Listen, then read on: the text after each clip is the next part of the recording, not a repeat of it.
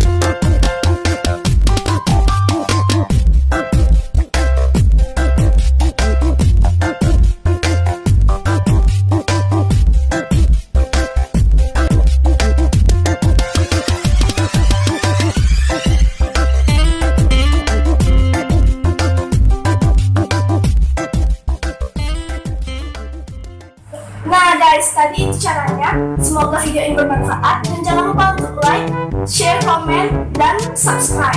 Assalamualaikum warahmatullahi wabarakatuh. Bye.